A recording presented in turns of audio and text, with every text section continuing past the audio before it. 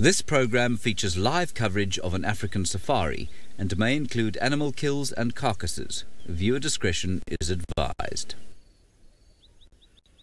Good afternoon, or good morning, should I say, to you boys and girls from Henry B. Birkland Elementary. Welcome to Juma in the Savi Sands. My name is Steve Falconbridge. I'm joined on camera by Davisito. And you saw the sky and the clouds. We've had some lovely rain this afternoon. It is 30 degrees Celsius, 86 degrees Fahrenheit. Wow, it is a pressure cooker of a morning. It was anyway. We were rained on this morning. The last couple of days have been extremely hot, but it is our rainy season. This is the time when the rain falls and the grass gets green and the trees get green, and well, it makes it a little bit more difficult to find the animals.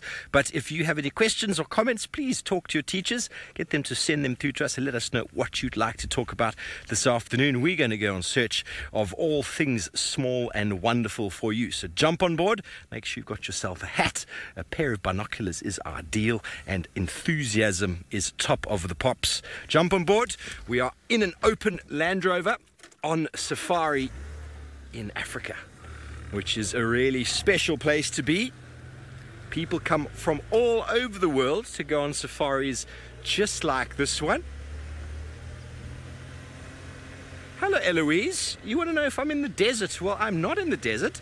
We are in the savanna biome.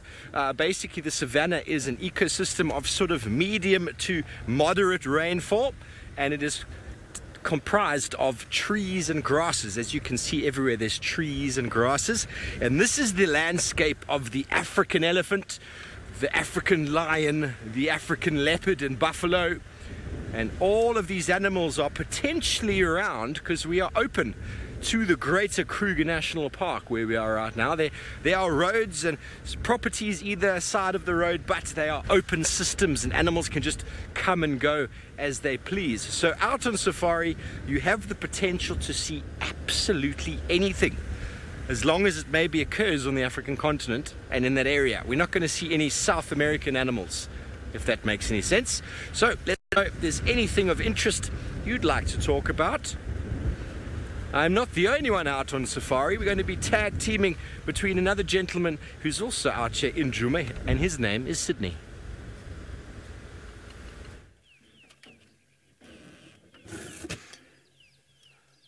What a beautiful animal with such a lovely long horns here. This is an impala, and a very, very good afternoon, boys and girls. My name is Sydney Mikosi, and I'm traveling with Craig, who is my camera operator. We are going to try by all means and get to see a lot of interesting animals. Specifically, I am looking for the spotted cats. I know there are different kinds of spotted cats, specifically for the leopard. And please ask your teachers to ask us questions. This is your game drive. So you can see the impalas there. They are very much relaxed at the moment. This is a sign that there might not be predators around. And here it is where I left the predator. A predator is an animal which hunt other animals for their survival. So I left a very big leopard this morning. I want to try and check here to see if I can find it again so that you can have a good sighting.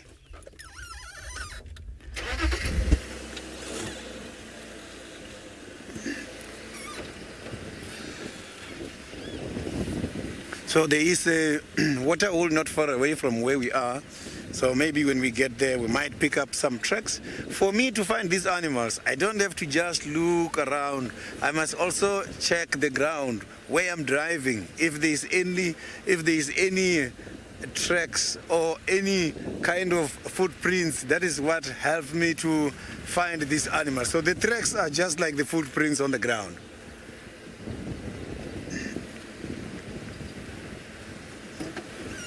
So the animals on their tracks, you can see where they're going and where they're coming from. So now I am going to throw you to the Masai Mara, where David is having something interesting, I'm sure, for you this afternoon. Well, boys and girls, how are you all today? And it's so exciting to have met those two other boys before, and I'm talking about Steve and Sydney. Now you're in a different country called Kenya, and my name is David. Is it a good morning or good afternoon to all of you? Well, with me on the camera today is Archie. Archie, how are you? And we are all very excited to have you on board. Now, I do not want to talk a lot because I want to show you more than talking, and I do not want to promise anything as yet. The first thing I want to do is to point out an animal there and another animal there, then I can start talking. Well, to start with, I just want to give you an idea of the weather here. It has been raining the last few days, or few weeks rather, and very heavy rain, and because of that, it feels a little bit cold, not as cold per se, 24 degrees Celsius and about 76 degrees Fahrenheit. I'm sure you do more imperial system than the metric system. Now, Steve and Sydney must have told you one important thing, that questions, comments, keep us going. When you do that, you give us more spirit and more energy to look for animals for you and to give you answers. So through your teachers, I'm sure you know the formula or how to do it. Ask your teachers, and then your teachers will come to us with your questions and answers. All right. Now, this area here is called the Mara Triangle, and this game reserve is in a country called Kenya, and Kenya is in East Africa. I'm sure you have an idea of what I'm talking about.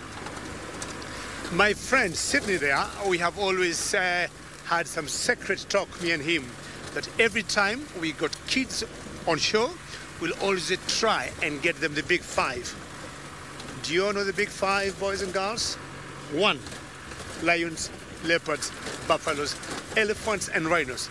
That has always been our deal between me and Sydney. Okay, and with that reason, that's what I'll be working on. But in the meantime, let me know, or let's go back to Steve and find out what small thing he got. Yes, indeed. The Big Five is the sort of marketing term to get everybody out here.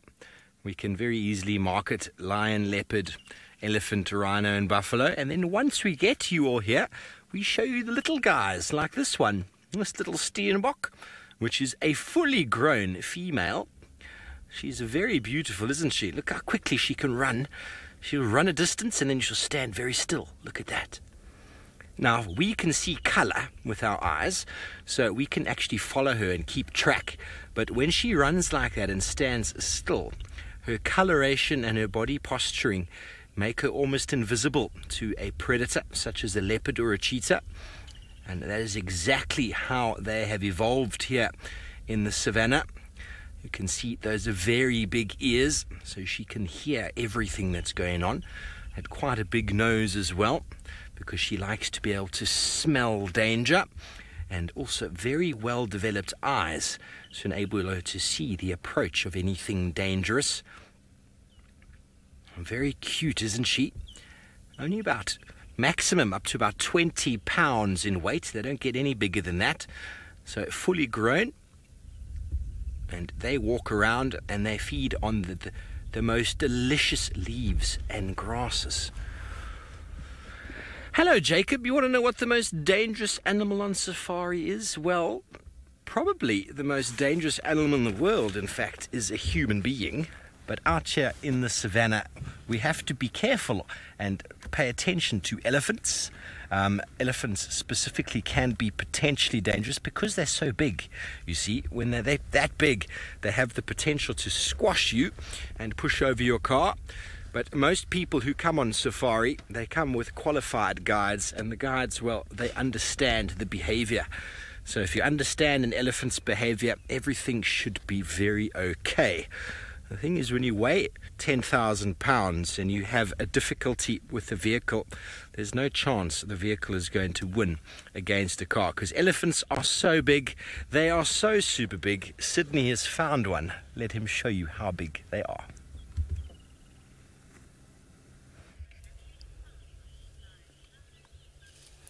I've got a very beautiful elephant at the moment, and I'm very happy because some other grades saw the very same elephant yesterday.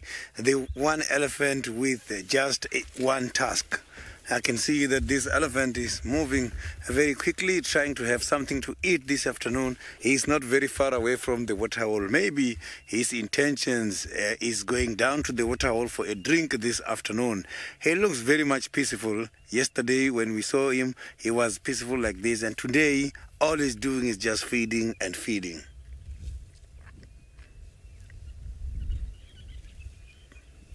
So the elephants, they can sometimes walk just by themselves. Specifically, the males don't have a problem with this. They leave their heads and go long distances just by themselves. As time goes on, they will again communicate with some of the head members and go back. A head is a group of elephants together. And this group is consisted of the sisters and the oldest females together with the little ones. Unfortunately, the elephants don't stay at the same place.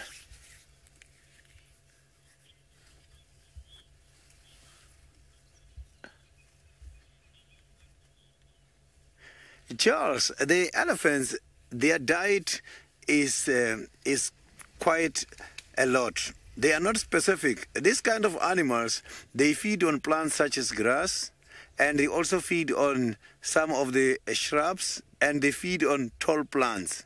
They also eat fruits, and they also uproot these trees and eat some of the roots. But when it comes to the fruits, they do have a special favorite fruit called the marula fruit. The marula fruit, it is produced by some of the trees. There is a specific tree called the amarula. So this marula tree is the one which is giving them some fruits. And during the fruit time, you will see them a lot gathering under those kind of trees and feeding. But at this stage, it's difficult to tell if when it comes to the diet, they've got a specific tree or not, because they just feed on anything and everything. They are bulk feeders. They are not selective at all.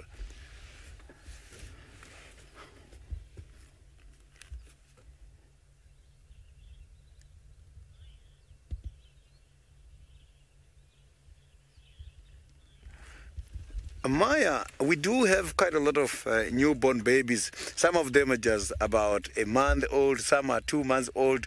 Maybe before we finish, we might come across a breeding head. A breeding head is the big head, which is consisted of the babies and those old sisters, as I have indicated. Elephants can have babies at any time of the year. So I can see that that elephant is moving away from us. We're just going to also leave this elephant, because I can see he's going there, and see if maybe I can find you a leopard this afternoon. Let's hope for the best. Maybe we might be lucky.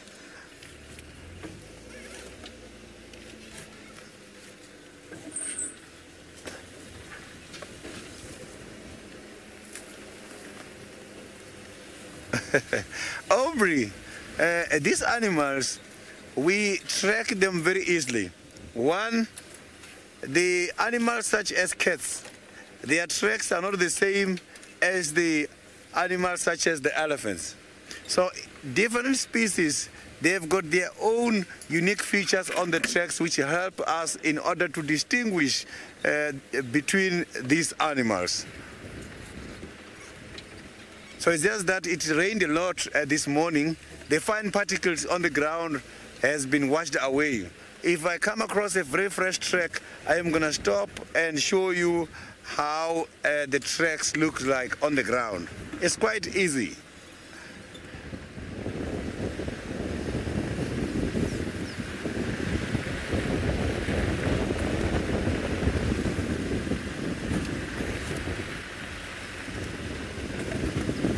So now let's cross over to Steve, who's got the hippopotamus. Well, indeed, it is the rainy season, and all over the place, these little puddles or muddy areas that were dry for so long have now got water in, and they are home to little hippos. Well, not a very little hippo. We were on our way to one of the dams up in the northeast of the area to go and find a hippo, and here we bumbled across this one, which I think is the same one we see regularly. And the hippos go out at night time to feed. They eat grass with that really big mouth.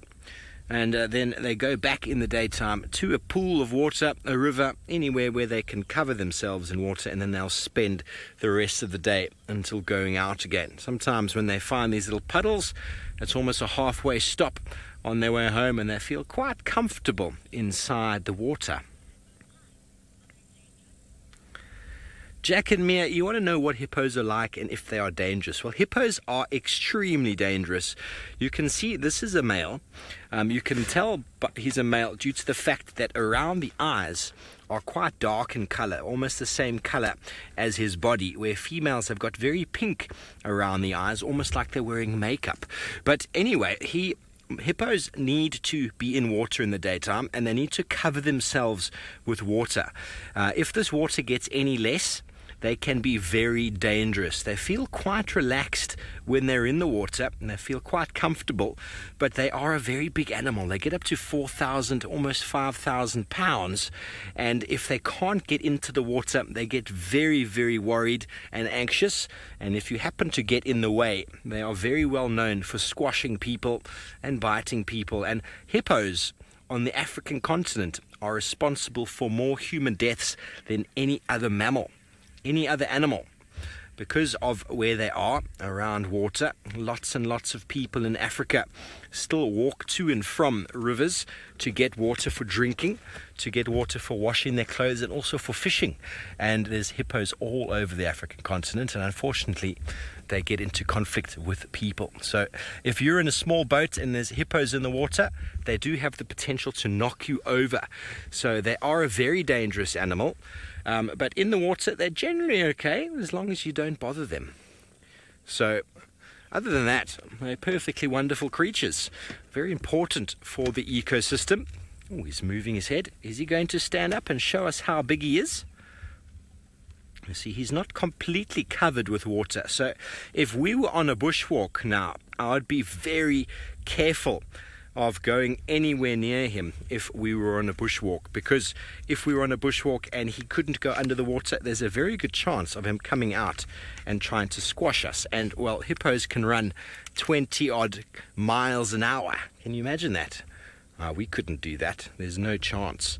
Jacob, you want to know how long they are or how wide they are? I don't really know how wide they are, but they stand 1.5 meters at the shoulder. So what's that? That's about 5 feet. They're not very tall, quite short, but they get up to, as I said, 4,000 pounds. A big male, which is very, very heavy. And I'm not 100% sure how long they are. When they walk in front of us across the road, they generally do cover the whole roads. They're almost about 3 meters. So what's that? About 9 feet long. They're quite long animals, in fact, with very, very short, stubby legs. And I can show you a picture if you haven't seen one properly before. I'll just show it to you here on the dashboard. There is the hippo. You can see how short and stubby the legs are over here. He's just in the water, and the belly's very close to the ground. And see how long they are. Very, very long, aren't they? A very, very big mouth. And hippopotamus, always in the water or around the water. Very, very interesting animals. But I think we're going to leave him here. He is enjoying a nice afternoon.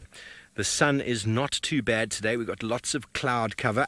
I suppose if it was a little bit hotter, he'd probably go find a bigger area of water to cover himself.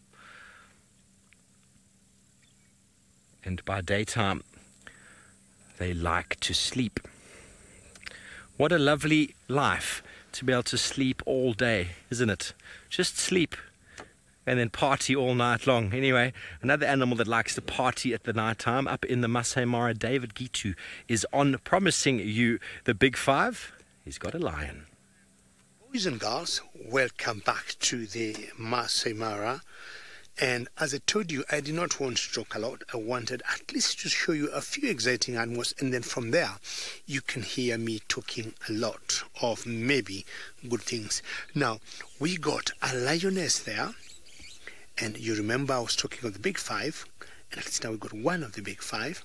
And look at her tummy. Do you see how she's breathing?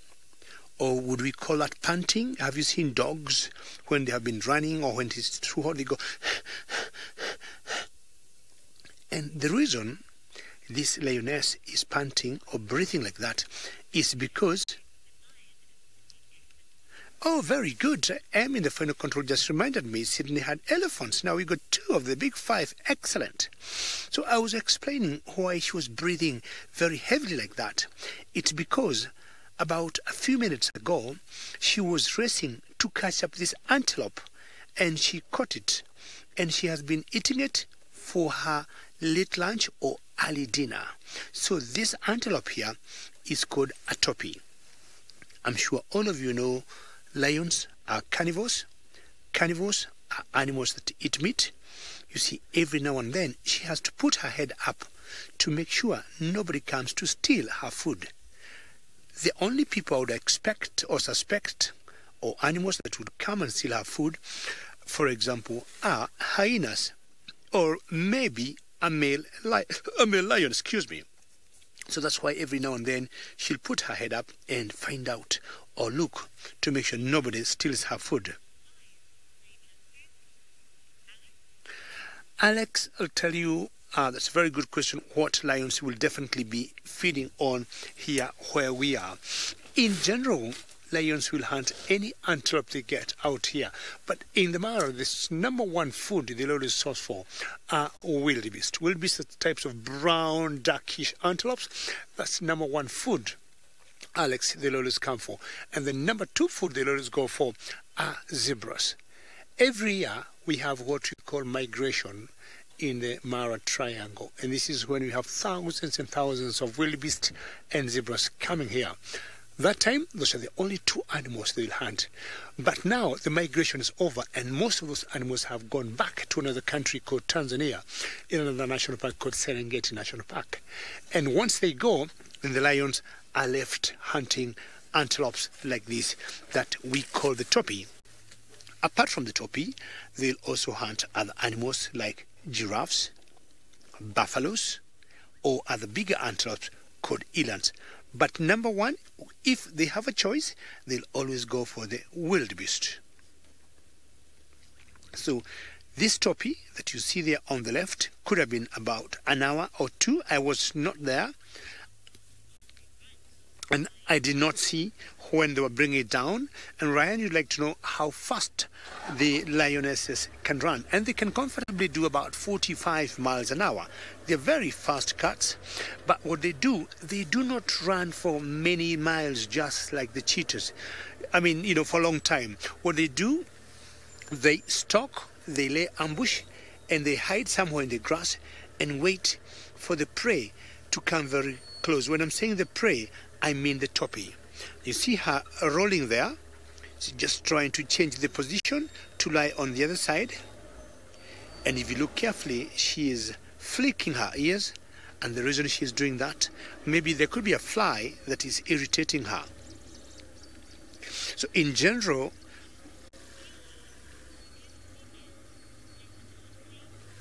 Kaylee, very good question, and I think you got those words out of my mouth. I was just about to say, in general, it's the females that do hunt, and you like to know that it's the females that do hunt. Yes, in general, it's the females that do hunt, but also once in a while, you'll see males hunting. But males maybe will hunt 1 out of 10 times. What is interesting, once the females hunt, if the males happen to be around, the males will always want to eat before the females. If they are cubs, sometimes the males will allow the cubs to eat first. The reason why the females hunt more than the males is because females are a little bit smaller in size and they are much swift than the males. The males are bigger and a bit heavier. A lioness like this could be almost about 400 pounds in weight, while the big males could be almost 500. 500 is a very big animal and very heavy. So when they run, they can't run very fast. So that was a topi. And I would say this lioness, it's very smart, it's very clever, it's very strong. And not always that you'll see lions hunting in a group, 2 or 3 or 4. You can get 1 lioness and it can hunt by itself, because she needs to lay an ambush, hide very well, and then when the prey comes very close, she just stalks and runs and catch its prey. So we can all say very well done to this particular lioness. Well, sorry for the topi, but you see, the thing is, the animals will always kill for a good reason. They will only kill to eat. They don't kill for the sake of killing. So sorry for the topi, well done for the lioness, but at least we know she got food for herself. The good news are, we have so many of those antelopes. Justin, very good question. How often do we see lions? Sometimes it depends on luck. Like this morning, I was out on a drive and I did not see a single lion. Justin, will you believe that? Not one. So I think your school, all of you, boys and girls, are very lucky because we have seen a lioness pretty close to the car, and apart from seeing the lioness, it also have a kill. So that is an added bonus. The times maybe we go out on the drive and we see lions every day. We'll always go on the drives early in the morning and in the afternoon. And the reason for that is because it's a bit cool, and most animals, and especially the cats, tend to be more active when it cools. That's when they go hunting, and that's when you'll always see them walking around. Now, if you look at this particular lioness, she's very active because the temperatures every other minute are going down and they are cooling off. Hello, lioness. How are you? So you can still see she's still panting, and not because it is hot now, it's because she got so much meat in her tummy. So what she'll do, every other minute, she will listen, she will look to make sure nobody comes to steal her dinner. All right, are you going to eat? Maybe not. I am going to wait here, boys and girls, a few more minutes and see what she might be doing. But in the meantime, we'll take you back all the way to South Africa to the gentleman who showed you elephants before.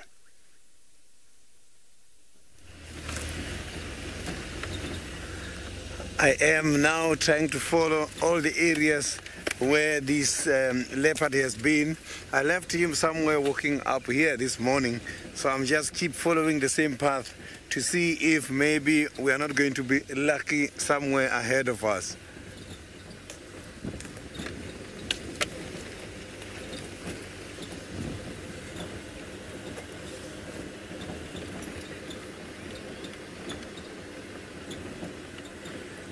Stevie, to find animals on safari is not that easy.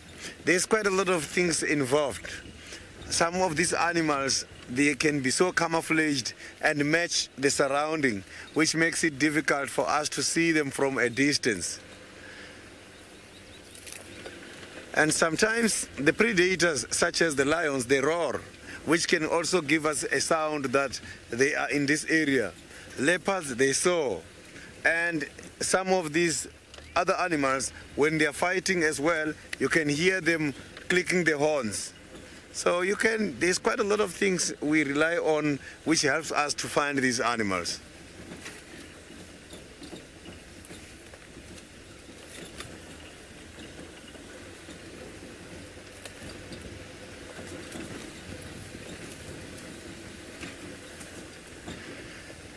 Ashlyn, we do get a lot of rain here in South Africa, and now it is the rainy season.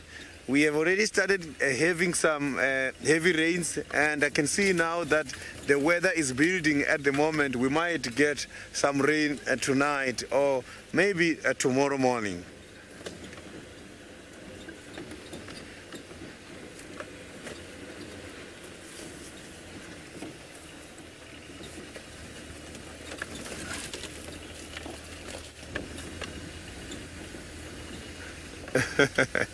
I have been on several dangerous situations, but not here doing the live safari. I have been doing some guided walks a lot, and I used to be a lead guide. So I have been on quite a lot of different dangerous situations, encountering lions unexpectedly, sometimes elephants unexpectedly.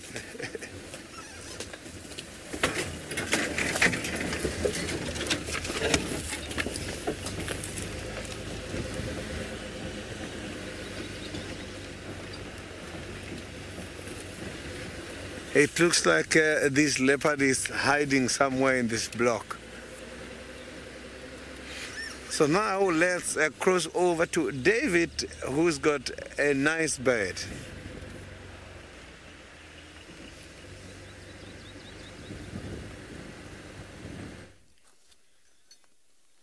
Well, we have beautiful birds here, boys and girls. We do not only do animals, but we also look for other smaller things. Now, these two birds here are called starlings. Starlings, and the actual name, they are called superb starlings. And what they're doing, they're feeding on the ground there, and they're looking for any small insect or any small worms that they could find for themselves, and they would catch and eat it. Well, they're called superb starling because just see how superb looking they are. The bright blue, the chestnut color maybe they got, the black heads they got, the yellow eyes, and they're superb. It's very interesting how some of these birds, we name them here in Africa because of how they look. And truly, these birds here are superb. And I'm sure Em in the final control have not been seeing them for quite some time, and she is getting to see them. We got so many different types of starlings in Africa, and these ones are my favorite ones. Again, as I say, we call them superb starlings. They always go in groups. You could either see 1 or 2 or 5, sometimes 20 together. And then after they have fed, they're going to go on top of the trees where they'll spend the night. Hello, starlings. Now, not sure that these starlings know that the lioness is this close or is close to them, but they know the lioness will not even bother with them. And should it decide to catch them, they're going to fly away. Hello, superb starlings. Not sure, boys and girls, whether you have any starlings where you come from, and maybe you can let your teachers tell me how they look.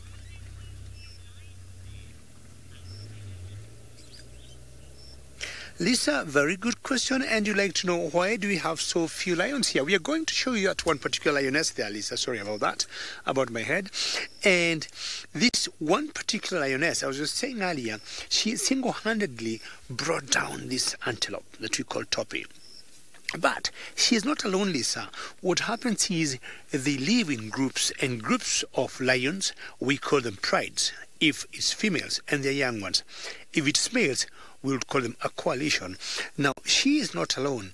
What happened is, when I left the camp, this was the very first one that I saw.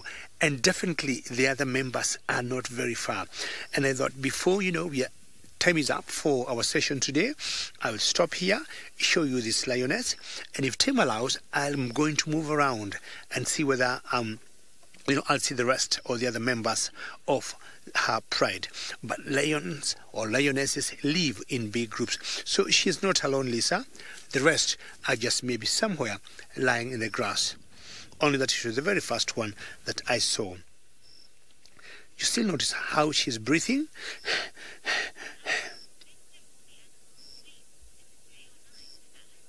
Alex, good question. What time do the animals sleep?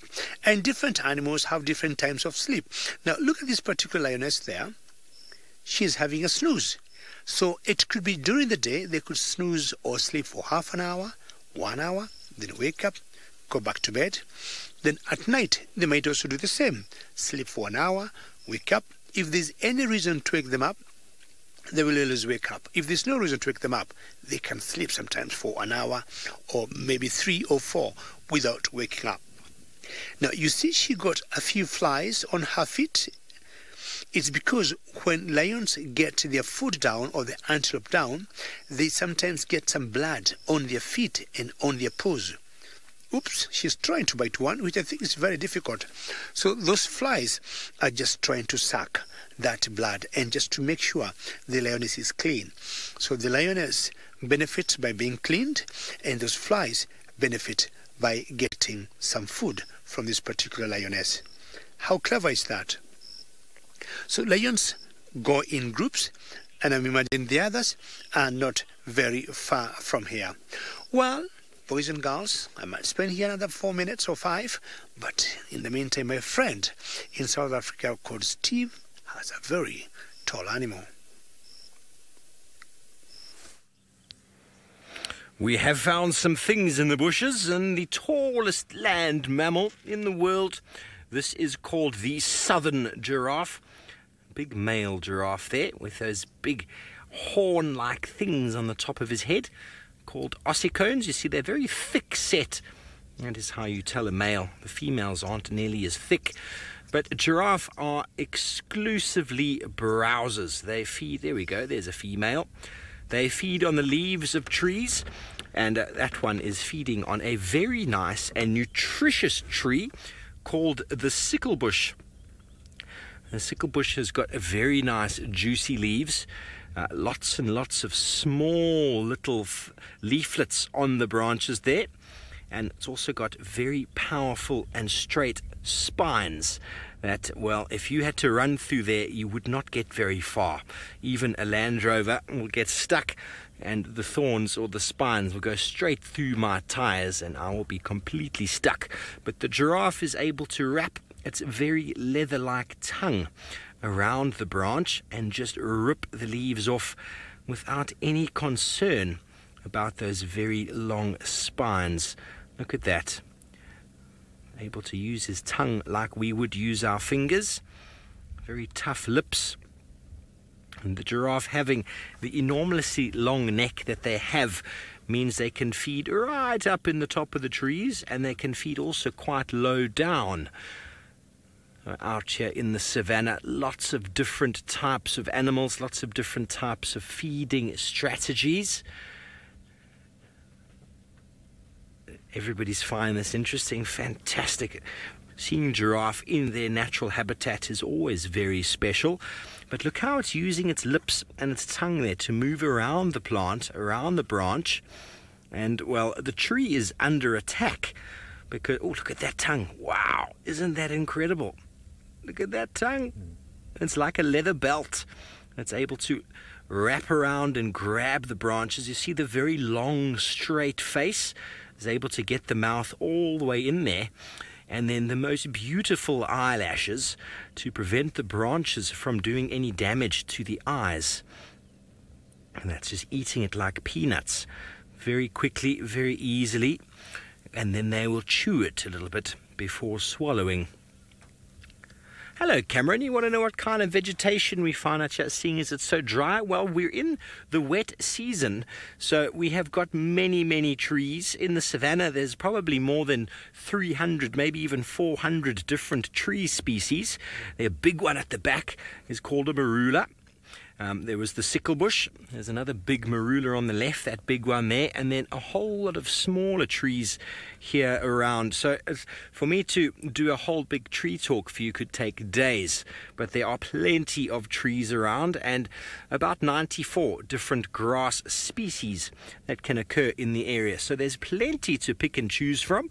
And there you can see a bird on the right there. He was busy following the giraffe, busy eating some insects now.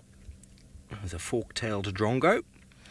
He's very opportunistic. The giraffe is moving through the bushes and chasing insects off of the trees, because it's not only the giraffe that are browsing on the leaves. There are lots and lots of caterpillars and insects as well that after the rainfall are all over the place. Many of them very, very camouflaged.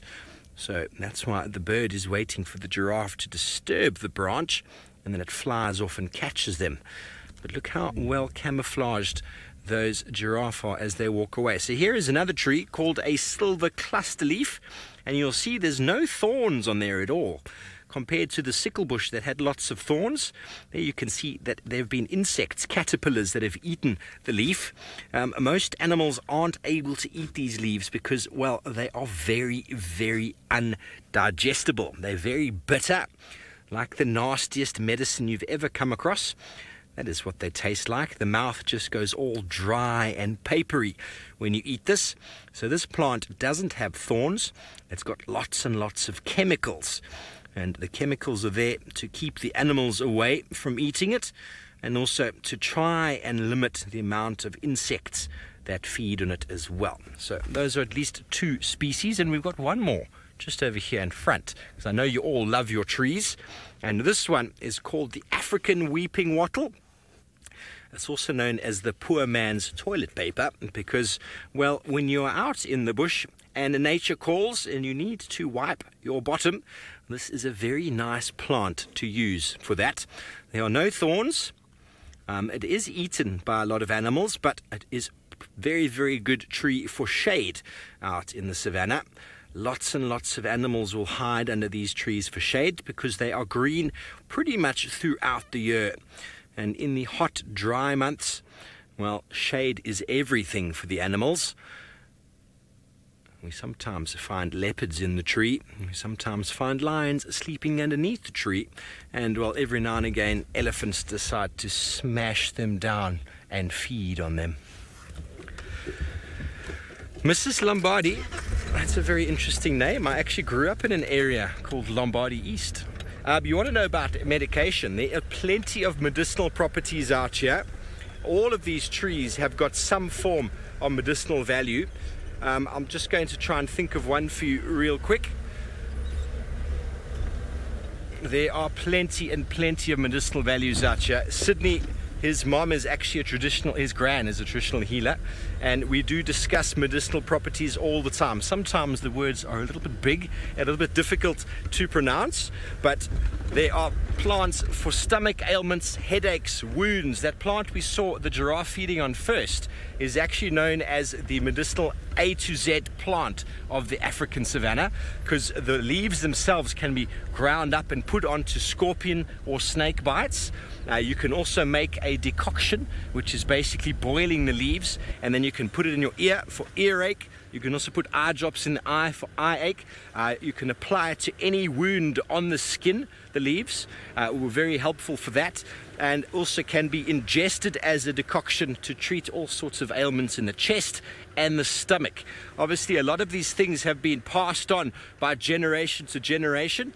We're not finding them on the shelves anymore, but there are still lots and lots of communities that live in around these wild areas that still utilize lots of medicinal plants in the wild. They reckon in South Africa at least 27 million people are still reliant on medicinal plants harvested from the wild in the African wilderness. So that is a phenomenal amount, considering that's more than half of the South African population, and that is just a census that's been done. So there's probably even more. And what we do know is a lot of the medicine out in the world has all been derived from plant material, from nature. Wherever there is a disease or ailment in the wild, there is a plant nearby to help assist with that. Some of the plants are just nice to drink as a beautiful tea. Some of them are good to assist in any sort of diarrhea problems you might have. And while there are enormous amounts of them to help with colds, flu, and obviously injuries to the skin. Okay, well, as we drive slowly through the Djuma landscape, you'll notice how thickly wooded it is. Lots and lots of trees. It is the savannah, but there are many, many types of savannah in Africa, and David is in one of the most vast and open savannas on the continent. Very good, boys and girls. I'm sure you have learned a lot in terms of the African botany or the trees and the bushes of South Africa. Now, what I want to show you is the landscape of the Mara Triangle. Number one, I want to see or you notice the huge difference between the vegetation here and what you saw with Steve and Sydney in South Africa. In the Mara, we have what we call savanna. And savanna is a very huge open land, very picturesque. You can see all the way to the horizon. Do you see the mountains in the background there? If you look carefully, it's like very open. One tree here, one tree there, a little bush here. This is what you call the savanna. And it's the big difference between the landscape in Djuma or in South Africa, Kruger National Park, and where we are in the Mara Triangle. Well, the trees could be the same, and of course so many of them could also be different. The grass, the same. Some grasses that we have here, they also got there. One common grass that I know is in South Africa or in Djuma, where Stevenson are, is called the red oat grass. That grass, we also have lots of it here.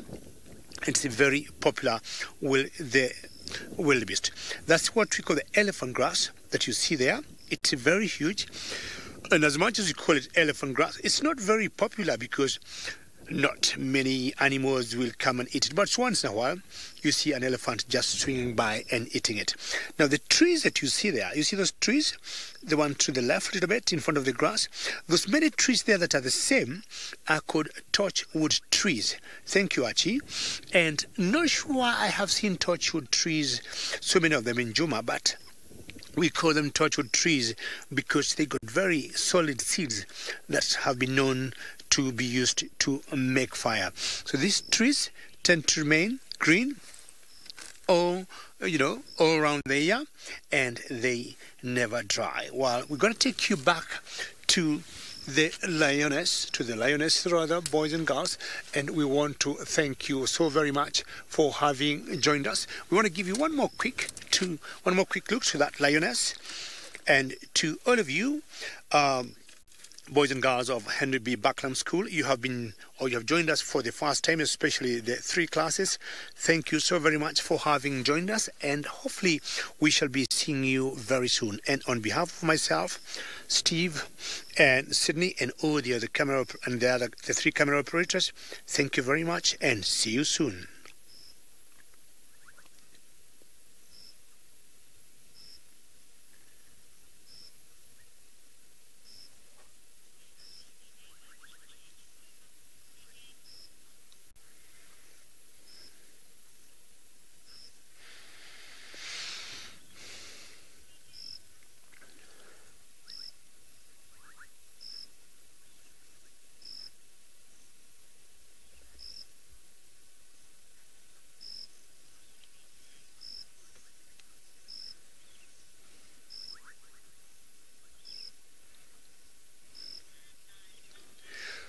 Well, our regular viewers, a very warm welcome to the Mara Triangle in Kenya, and it's exciting to have you on board, and we're lucky to start with a lioness there. And for those of you who have never joined us before, this lioness belongs to the Ololo Pride Lions, and my name is David. That has not changed. I'm sure you all know that. And with me today this afternoon is Archie. Archie, how are you, sir? And very excited to have you on board. Well, we have that lioness there, which is the member of the Ololo Pride. I'm sure all of you know the Ololo Pride of Lions. For those who have never joined us before, Ololo is it's the largest pride that we have in the Mara Triangle. It's much cooler than when we started, because when we started it was about 24 degrees Celsius and about 76 degrees Fahrenheit. I want to believe maybe you could be doing 20s and low 70s because the temperatures have gone down. Now, this lioness here had a kill, or still has a kill somewhere. I'm going to show you. She managed to bring herself down a toppy. So what you see there is what was a toppy, and I would say this was maybe mid this afternoon. You can see from the clotting of the blood there, and she has eaten very well the hindquarters, and she has put it in a very clever spot.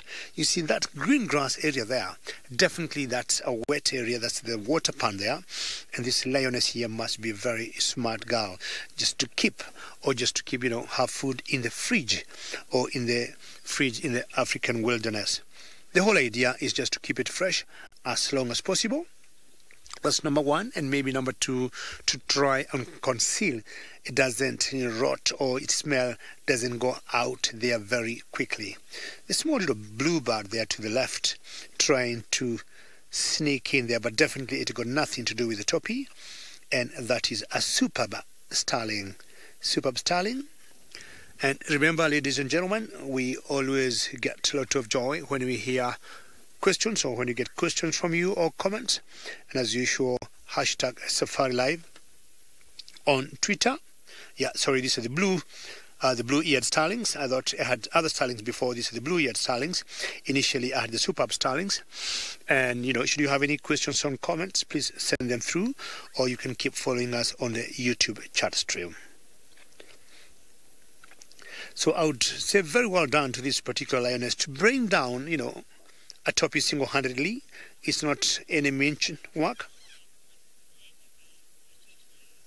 Yes, the good news, it looks leathery, and The fact that now the wildebeest have all gone away to Tanzania or to Serengeti National Park.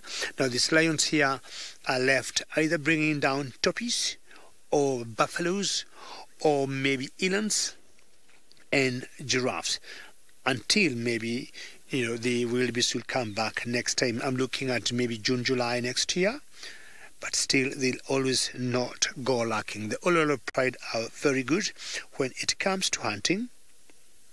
So this particular lioness did bring this toppy on her own. She's staying very close to her kill because she knows the dangers of moving away. And also next to her, behind her there's a little swamp there where she was drinking water earlier. So she got everything that she needs here. She got her kill and she got the water. She has no reason to go anywhere. The only thing she maybe wants to do is just to have a snooze. Very good. She is pretty, and I would say she's very smart. It's nothing out of the ordinary for a single lioness to bring down a prey like a toppy or a zebra or wildebeest, but it's not very common. Sometimes they need combined forces, 2, 3, or 5 of them, but those particular individuals that are able to do that on their own, I mean, I agree with all of you. They're pretty smart and very intelligent on how they lay ambush and execute their hunting plans. So this particular lioness did pretty well. The Olololos got 4 fully grown females, and this is one of them, and I'm guessing the others are not very far from here. I'm not surprised she would just sleep there for 1 hour, 2 or more, and this explains what I've always said once in a while, that it's not only the male lions that sleep, but the females also sleep more or less the same if they have the similar conditions like the males. Just turning around, changing position, and a very quick look to the toppy, making sure no hyenas, no jackals that could be coming to sneak on it. Very well done, lioness. And I think Sydney was trying to work very hard and maybe spot a cat in Juma.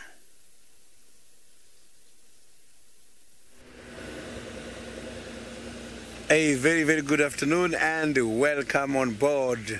I am just going to carry on from this morning, looking for the last minute leopard, Tingana. He must be somewhere in this area as I left him moving towards this direction. But now I've checked this area twice already, no sign, because all the tracks on the ground, they are fainted as it rained after I've been here.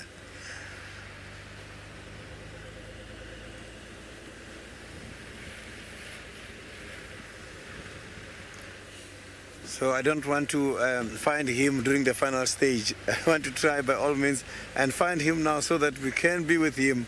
We haven't seen him for quite a long time.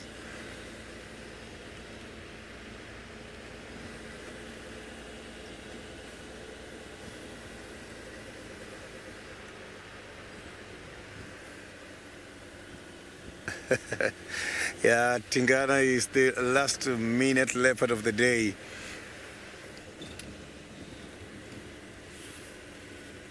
He was walking up this way, and yesterday I saw his tracks going towards the hyena den. So now I am going back. I'm going to check the hyena den just to see if there is no tracks. I'm trying to investigate if he's got a kill or not in the area here, because his tracks, I've started seeing them yesterday. So now let's cross over to Koli, who's got an elephant.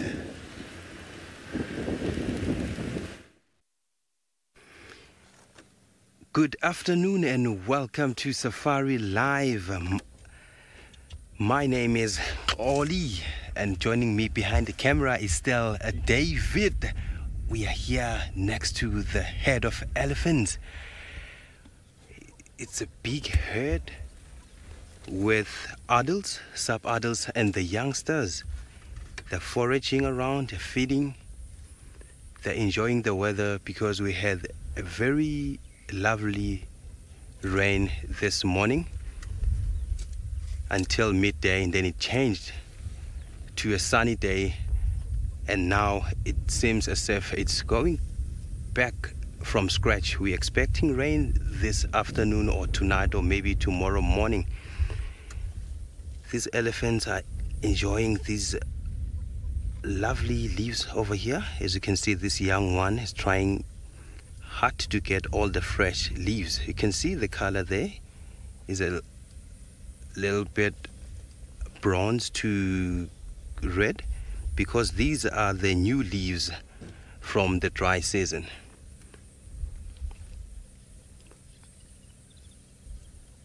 What a big elephant there. You can see the size of the young one, the size of the bigger one. It's very different, and it's so amazing that these big creatures will give birth to a baby that weigh up to 100 kilograms. That's such a big baby.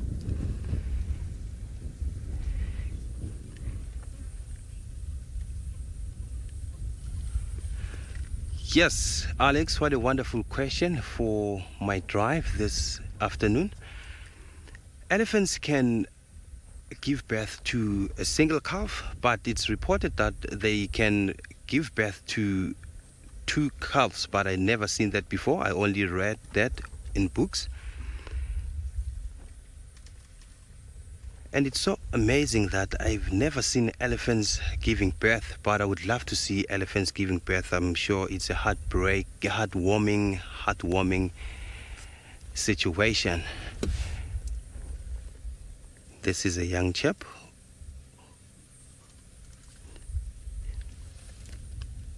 These elephants, they really look so great because of this green pigment you can see over here. We are from the harsh dry season with less vegetation, so now the leaves are coming out, the new grass shoots are coming out, the pans are full with water. As you can see, this one is taking some dinner with her. Yeah, she is really taking a branch takeaway for maybe the youngster there. Oh, also the youngster has the small branch there for the road. Yeah, they all got takeaways. I'm sure these leaves, they taste really nice, especially after the rain.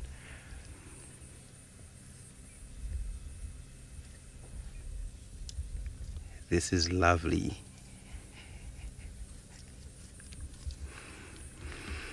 Sina, you love to know what's my favorite animal. Actually, in this place, it's so hard to tell which animal I love because these animals, they behave differently and they show different things each and every day. So I love everything happening here and love animal that you can find in here. I can't say I don't like elephants, I don't like buffaloes, I don't like rhinos, etc. I love everything because every animal has its unique story to tell. And these big giants are walking slowly and quietly. You will think maybe they will make a lot of noise. Let's listen to that. I think there's an alarm call. I would like to go and investigate what's happening there because I can hear an alarm call. So sorry for leaving these alleys. Maybe we might have a cat. It's been a while not seeing Hosanna around. Sydney saw Tingana this morning. Hopefully he will find Tingana again. And hopefully the alarm call is for one of the cats. I miss Hosanna. The little chief is on this side.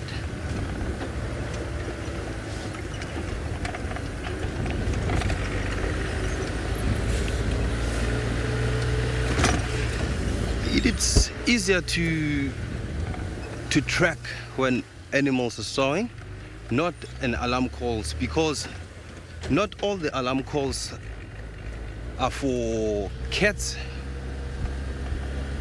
animals, especially like a squirrel, can alarm for a snake, a bird of prey, and obviously you can alarm for a cat. But in most cases, squirrels, they don't help, I think, because they have this great visual.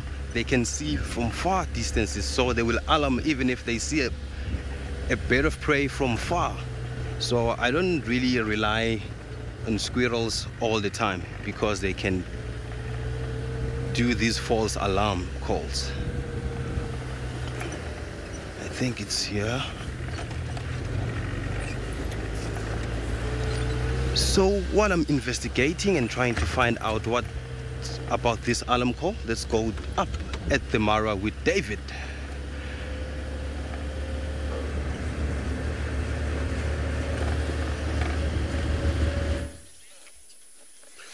Very well done, Zoli, with all the elephants there.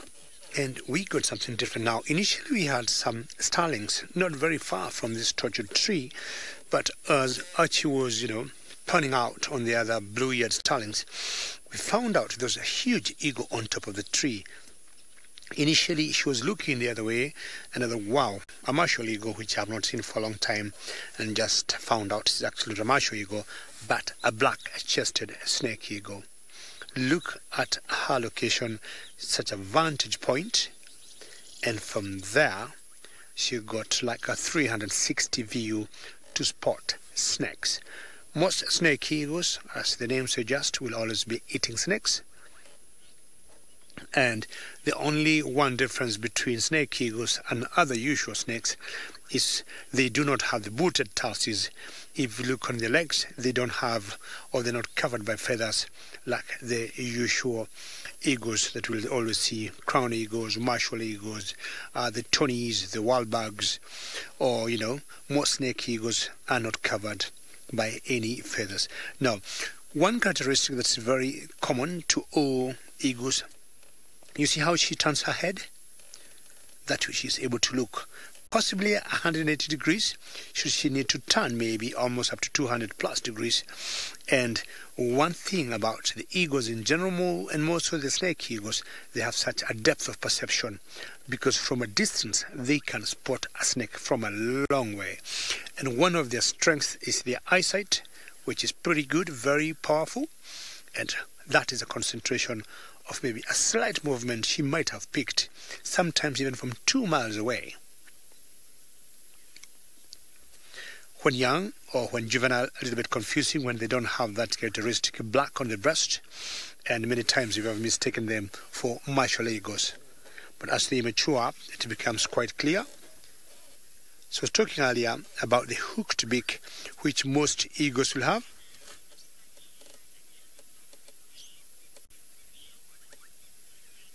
Serena, I like your comment. It's like, she got some wrap on, on her back because it blends in very well and it is very conspicuously different between the black and the white. It's a bit chilly and that makes a lot of sense. That's a great comment there, Serena. And I was talking about the beak. If you look at the beak, it's slightly sharp and hooked, which is very typical of all eagles. The eyes, you can see as much as she's about 150 meters from where we are. You can see faintly they're yellow, huge, because they need them to spot long distances. And most snake eagles will have yellow eyes. Hello, snake eagle. But apart from snakes also, you'll also get them getting rodents. They get other smaller mammals, rodents like mice or rats.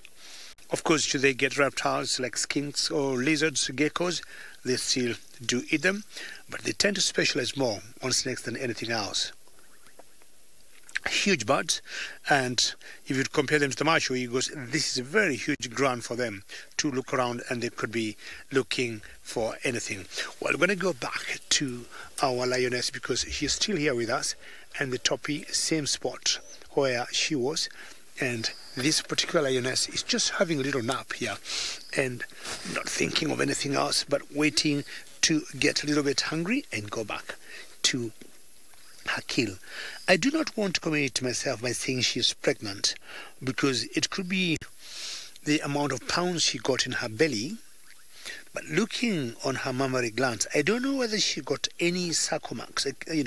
I can't see very well, but they look a little bit swollen.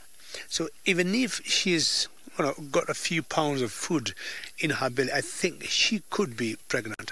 That's a wild guess. I could be wrong here. But she looks to be in very, good shape in, every way you look at her. Big pose, big body, very well-built muscles. And no wonder single-handedly she was able to bring this toppy down. And I doubt where she is, or where the toppy is where the actual takedown was. She must have dragged it from a particular point, because the area the toppy is, it's very open, but you can see the amount of water there, that the area is pretty wet. So as soon as I guess she killed it, she dragged it to that particular point, keeping it fresh, keeping it cool.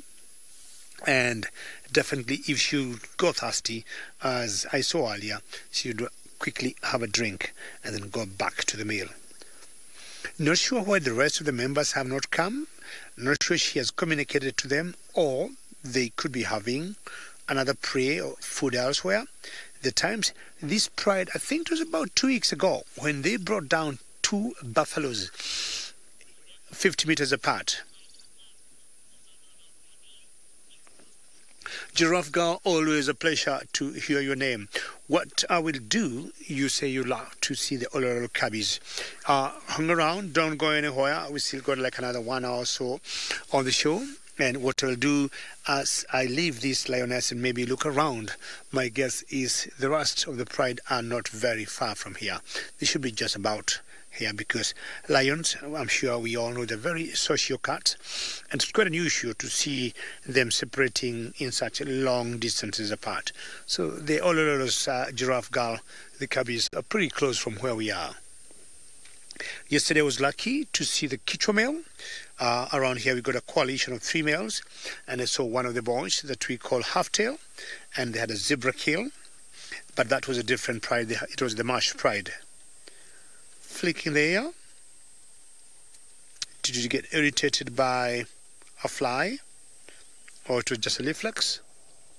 Sometimes it's always leaf flex, not necessarily flies. But you can see she got lots of flies on her paws and ankles there, because they're full of blood, and very typical for lions. Of course, bringing the prey down, they'll have to use their paws, and when they're trying to tear or open up certain areas of the prey, they end up soaking the paws with blood. So these flies are doing a pretty good job to help clean it. And looking at the toppy there, I don't see as many flies, but of course there are more flies on the toppy than the lioness. And looks very yummy, a little tempting there, and looks like nice fillet steak.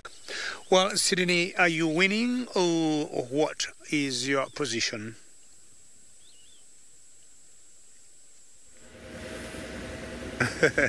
I am not winning yet. Still looking thoroughly amongst these trees, which are now recovering strongly and camouflaging the animals.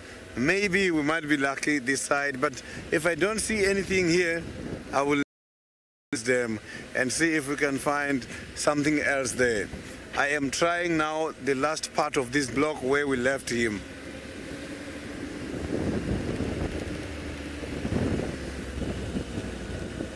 So the fact that we are not seeing him now, it doesn't mean he's not here. He might be somewhere here.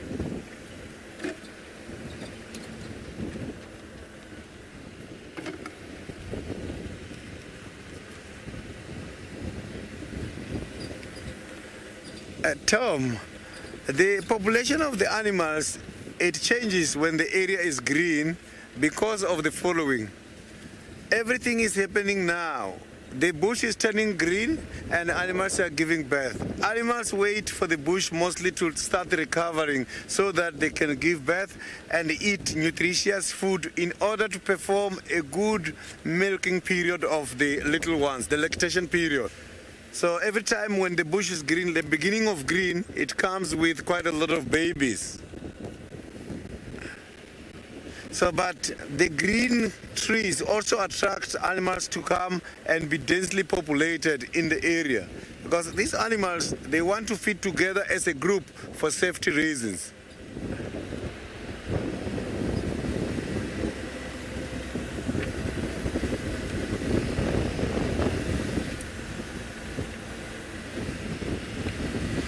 So at least here where I am is much more open, I can see far.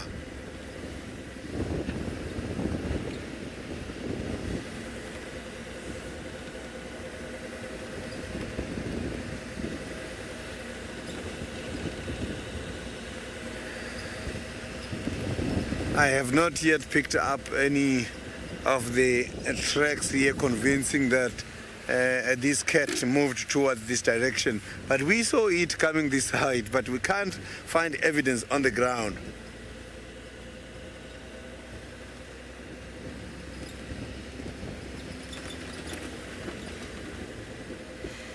So both Tingana and Hosana, they are hiding these days.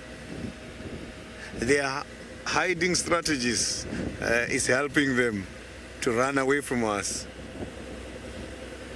Maybe it's also helping them to catch.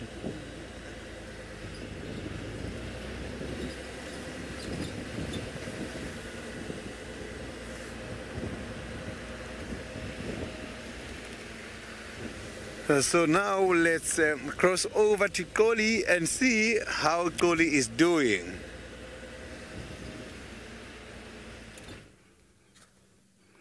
Yes, I took a loop around this block, searching for any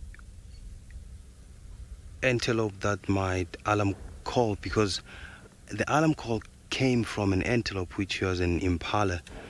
Dave spotted it before we spotted the elephants. So we are looking at the kudus now.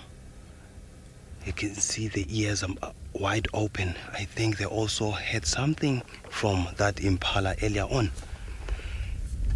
So what's happening here now? These kudus are in a thicket. That's where they are mostly found because they easily camouflage in this place. They love this habitat because you can see their coat nicely camouflages in an area like this.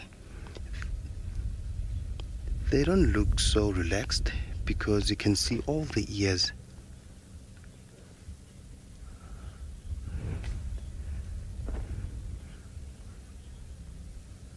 These are such incredible animals. Ken, I don't know whether I get your name right, but you need to know what is the difference between the kudu and a nyala. The difference is the height, the color. As we know, the kudu is light in color with white stripes on its back. Oh, and we have some elephants on the right. And the nyala is dark in color with white stripes. And the male nyala is black with brown colors and with white lines on the body. This is the head we saw earlier this afternoon. Yes, indeed. These kudus, they look very alert. As you can see, the ears are wide open. I think they might show us something like a cat or any big predator, because this is a place where Thandi loves to hang out most. Maybe we might be lucky to see Thandi this afternoon. And you can see they are all looking at this one direction.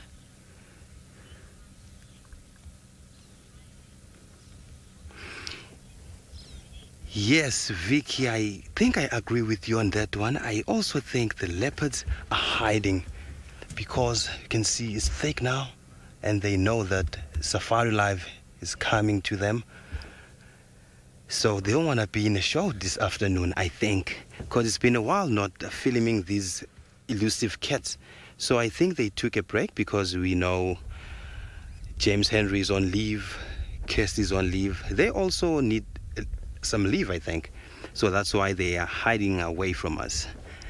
Christmas holidays with the hyena family. Yes, they're also on Christmas break. It's been long not seeing Plonk, and I think he's also on Christmas holiday. I hope he's enjoying every moment with his family. I'm listening and smelling.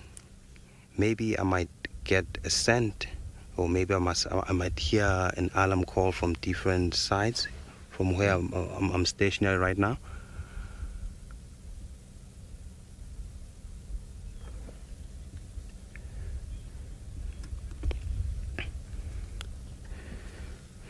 So while I'm looking at these kudus, maybe they might give me an alert where we might see Thandi or any spotted cat. Let's go to David Katanga Kitu.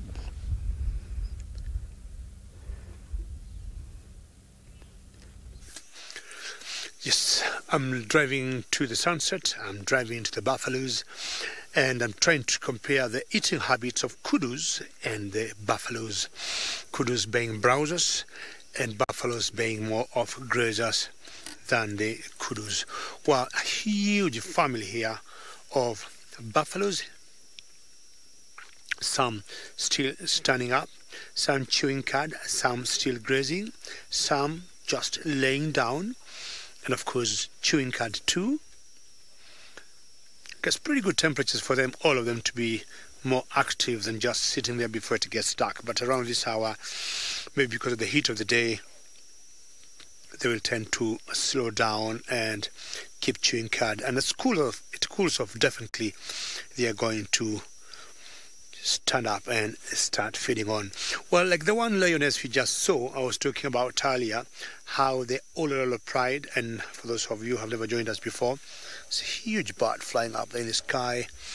I can't make head or tail who that is. I'm trying to imagine maybe it's the snake eagle we were seeing before with Archie. Archie, I want to believe it is a snake eagle. Let's see her landing. Yes, 100%. It's the black-chested snake eagle that we saw before. Thank you, snake eagle. At least you can show us your beak, your hooked beak, which we didn't see very well before. That is used to rip meat. And that was very good camera work. Archie getting it all the way from the air to its landing strip. And that's a great landing on that torchwood tree. Well done. You didn't catch yourself anything. But sometimes, just like the vultures, they might fly up in the air, look, or sometimes they mistake something, or before they get to their prey, the prey just disappears. That happens many times. Well, going back to our buffaloes there. I was saying, you know, how there's a huge males there. If you look on the horns, you can tell they are big. So saying the Olololo pride of lions, for those who have never joined us before, that was one member of the lioness that we saw. A few days ago, they brought 2 buffaloes down together. And I want to believe those 2 buffaloes belong to this particular herd. And what happens is the migration is gone. And because the migration is gone, now the lions have to deal now with this rather dangerous and difficult prey to bring down. But they have always known, they have learned, I would say, their skills, and having energized themselves the last couple of months when the wildebeest were here, they have every reason to be able to bring down buffaloes. Hello. Strange sometimes how you get males staying on their own, females also on their own. It's a little bad on that.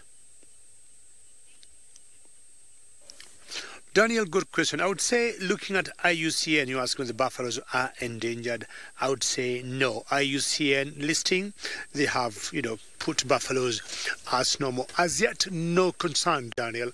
Unlike, say, rhinos or cheetahs or certain birds like the southern ground hornbills that are quite endangered, for the buffaloes, I think we are doing very well. So far, so good.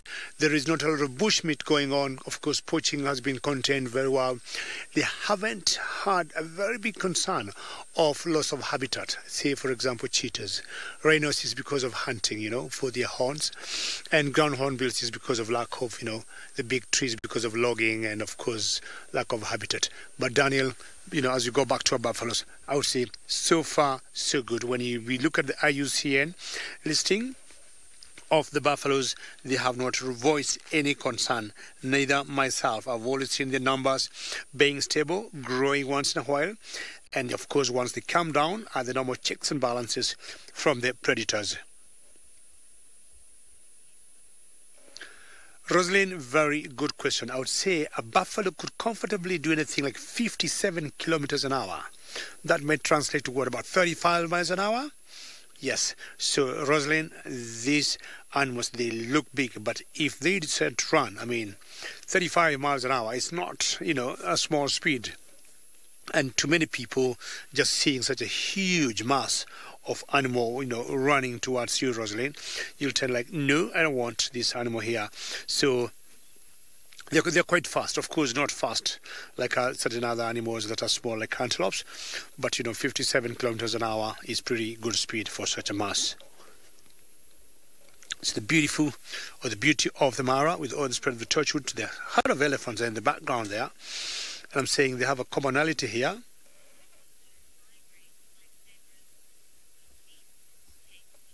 Take care. How are you today? And always good to hear your name. Now, zebras may not, or rather the buffaloes may not migrate like zebras and the wildebeest. The wildebeest will always move from the Mara to Serengeti National Park in Tanzania, because when they bring down their young ones, there's a particular plant or there's a particular type of grass I have always noticed they love eating that's found in one particular area east of the Serengeti, the western of the Ngorongoro Conservation Area. And that gives them lots of nutrition. I think it's very nutritious for them. They get lots of vitamins and lots of minerals to be able to have, the right calibration of milk as they suckle their young ones. I would only guess maybe that's the only one reason why the wildebeest will always do migrate. And of course, giving birth there. The buffaloes, they have averagely balanced food wherever they are, and maybe they're not designed to do the many miles and miles like the wildebeest will do. I'd also say take care. They do migrate, but of course not as thousands of kilometers like the wildebeest will do. They will be here today, and maybe tomorrow they could be another 5-10 kilometers from here. That's also a type of migration. The oxpeckers will always be with these animals, and as you can see there, it could be either red-billed or yellow-billed oxpecker. She just took off. And they always use their beaks, just like scissors going through the fur of these animals to get the ticks or certain mites out of their bodies. Of the big 5 animals, personally for me, this one is the most dangerous.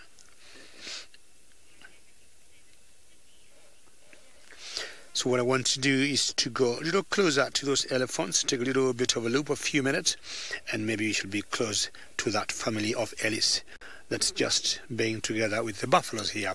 Well, Sydney, I'm sure he is working very hard. Let's find out his status.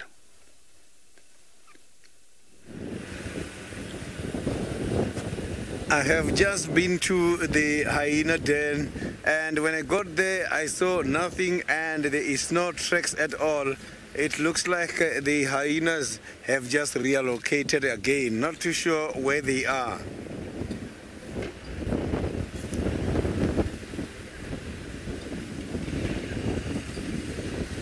So the weather is changing at the moment. It's starting to get windy in this area here.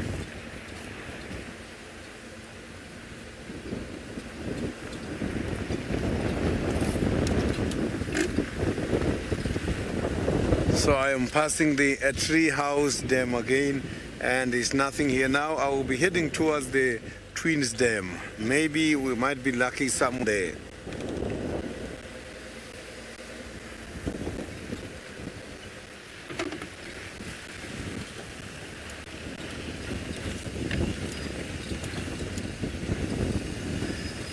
Lala, the animals don't really pose any danger by the uncovered vehicles, like open vehicle like I'm driving now. The first thing you must remember is that these animals, when I'm driving with my camera operator at the back, when seeing us, they see us as one object. They see all of us as part of the vehicle. But if my camera operator decides to stand, he's going to break the shape. And that is when they're going to notice that there is something there.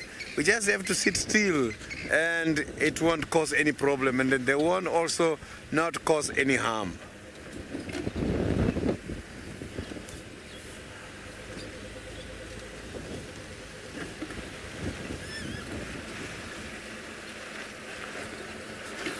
So now let's cross over to Tony, who's got the giraffes.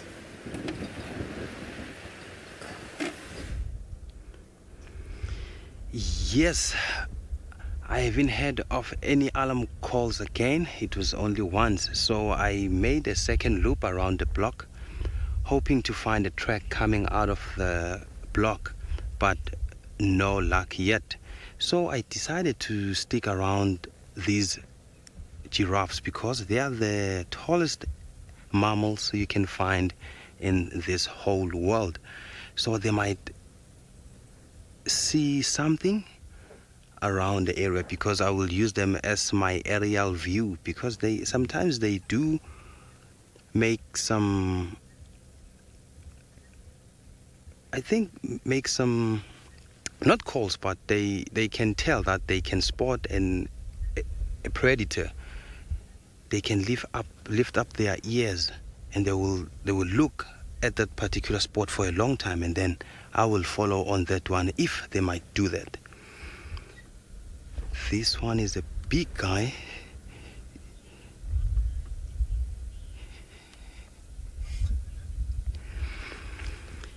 Conrad in FC. What a beautiful question over there in FC. Hello. Yes, giraffes, they do make sounds. I never heard them making sounds, but I've read in the book that giraffes, they do make sounds, but I never had any giraffes making any sound. But I will ask further or more information about it, and then they might make some sounds. Maybe if there's a cat in this block, we're going to wait here and see what they will give us. Maybe you might be like hearing one now making a sound. They make a real big bellow when they're getting attacked.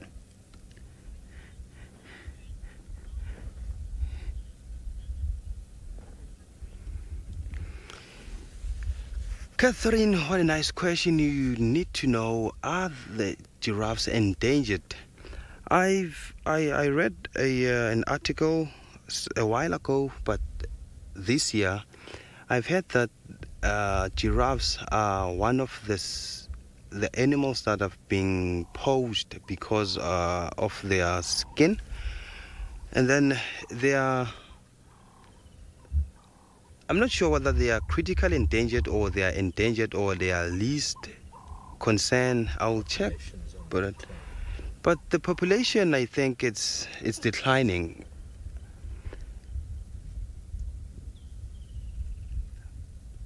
Yes, I think population is declining because we don't have a lot of giraffes left compared to like long time ago. We used to have a lot of giraffes. Yes. But according to the internet, yeah, they are declining. Yeah, they've been considered vulnerable according to the internet. So if we don't protect these pretty and beautiful species, they might decline to become endangered, or they might be extinct, because they really need protection from different area codes so that they will be safe at all times. And look at that. This is the thing I was talking about, that giraffes, when they suspect any dangers, they will look at that particular spot for a long time. And as you can see, they are looking at, I think it's looking at something there. Oh, it's listening. You can see the ear is wide open.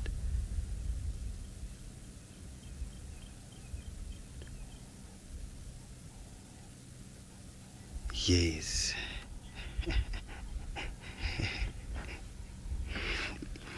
Yes, MGN, these giraffes are very lovely. More especially, you can see they are on the other side of this termite mound, so the picture is so perfect. I'm sure everyone is getting some screenshots there. This is an amazing picture I've ever seen. Thank you, Davi. Yes.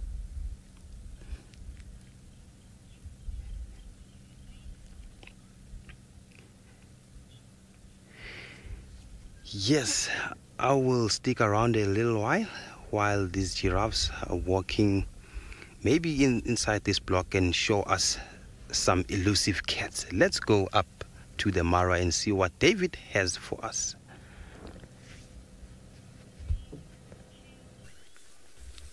Well done, Oli, and I just want to remind you, because you were here a couple of weeks ago, the fact that the wildebeest are gone, giraffes now will become on the menu of these lionesses. I moved about 300 meters from the first lioness we had that had a kill of a topi and found this sister or first cousin of that other lioness. And this is the pride of the Olololo, or we call them the Olololos. And what a strategic place for her to be, and not very far from where she is, another 5 meters, there's some little pan of water. And, you know, we have always said water is life. She's getting, oops, well done, Archie. Some 2 Egyptian geese just flying over there and making it so colorful for us. And landing in the water, poop! Very vocal. Look at that landing and compare that to the snake eagle. They land and they say, we have landed. And I would guess that is a clear indication, because in general, the Egyptian geese are very territorial. And I'm trying to imagine they're saying, we have landed. I'm happy you love it. And I would think they're just saying, we have landed, we have arrived, this is our area. Apart from being very monogamous, the Egyptian geese, they are very territorial, and they could be controlling this area for a very long time. Not sure what happened to the very famous 7 goslings that I kept seeing at one of the dams in Juma. I'm sure Oli or Sydney or Steve might want to remind me whether they ever found them.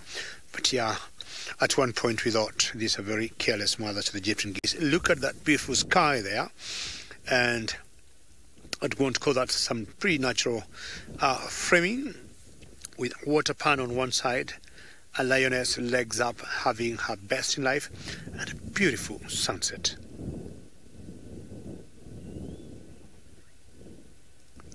Very good. I'm happy. M says that's an awesome one. I would say, to me, that's amazing. I'm not sure, viewers, you'd like to tell me, you know, treat me one word, you know, that water pan there, a lioness just laying their legs up, having pretty good time, and such a magnificent sunset.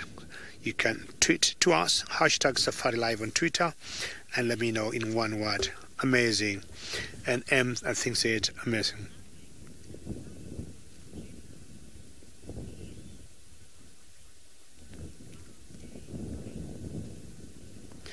Mrs. Lapwing, thank you for the feedback to let me know the gosling are doing great. Thank you very much. Miss Lapwing, thank you. At least I have an idea that the missing gosling are well and alive, and all the wild goose chase we used to do there, at least it was not for, you know.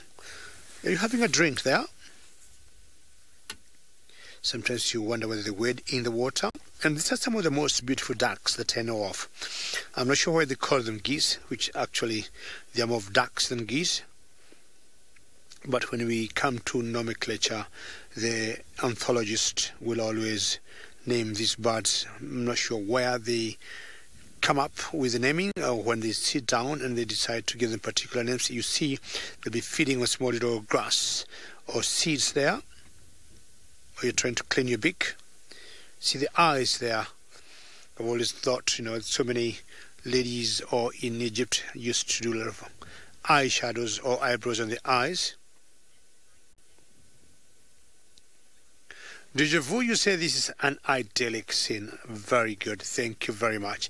To have the geese or the ducks there, the water, the lioness on one side, the sunset. Deja vu, idyllic is magnificent. From the set we had before, I think these two Egyptian geese just came to grace it, and they're also saying, yes, this place is just wonderful. See the tree line there, and that is the Olololo escarpment in the background. And I'm sure many times you have heard of us saying the Mara Triangle, and that you say it's dreamy data. Very good. Dreamy, yes. This is a place you'd dream to be, and that's a very good word. Dreamy it is. Lioness, what do you think? You want to go join your sister back there? So this is the second member of the Olololos. I think there are always 4 females, fully grown adults.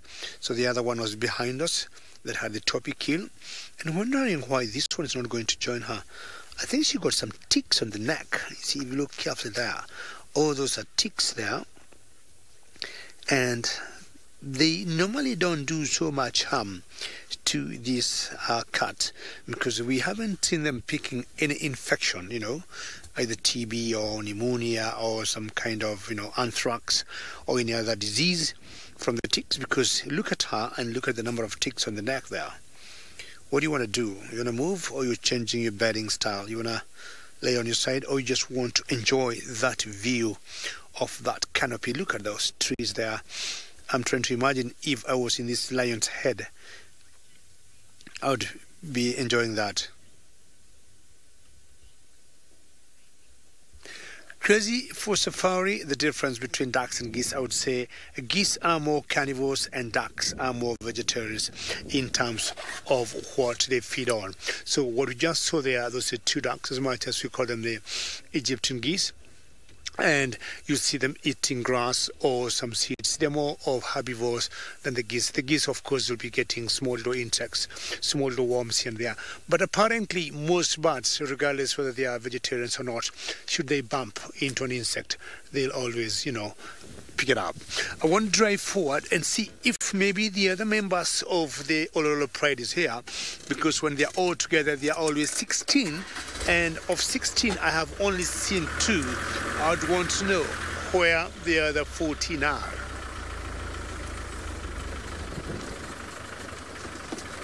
All right, this is one area they love because it's pretty high where we are on this water pan, and what they would do, they'd use it as a vantage point to look around for prey. And I'm sure that's how maybe they spotted that one toppy back there, or how they spotted the buffaloes the other day and laid the strategy on how to go and hunt them. I'm very convinced the other 14 are not very far from here. I want to search this area and see if they're anywhere here. Going to stop and get my fire Lucas, but in the meantime we'll take you back to Sydney. Who got an antelope?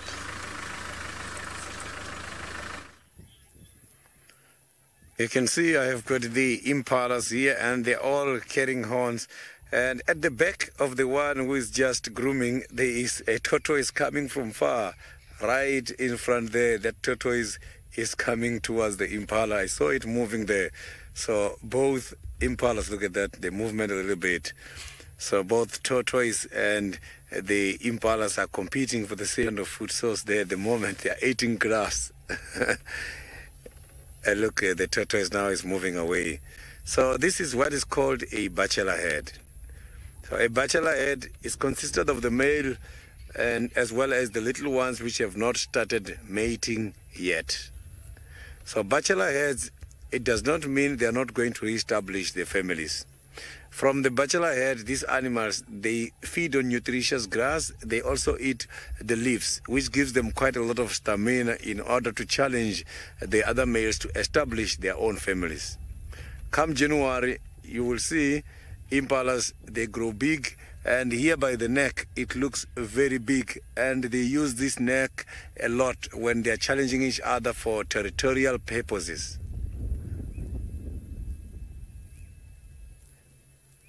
So you can see this impala now is defecating.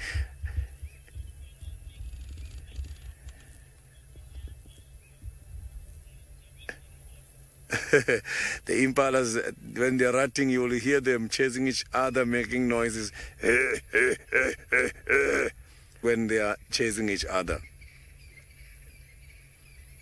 So you can see there's 3 stripes at the back which serve as a follow me sign. When the females has got babies, they rely on that. So they're being inquisitive. Maybe they have seen something, or they must be just investigating. It's normal. Animals in the bush, they must have to be checking the surrounding all the time. So now I'm going to try all the way up to Rebecca's and see if maybe we cannot be lucky before we finish with Tingana again. Maybe it's just going to be again the last minute leopard.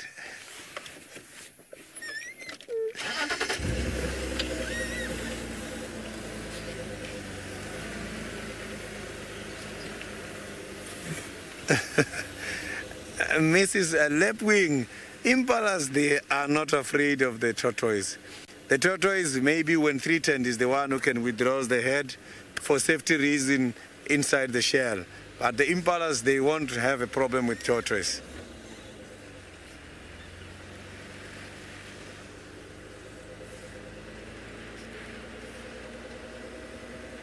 So there's quite a lot of tortoise at the moment. I've seen a lot this morning, and this is the first one now, but the tracks are just everywhere.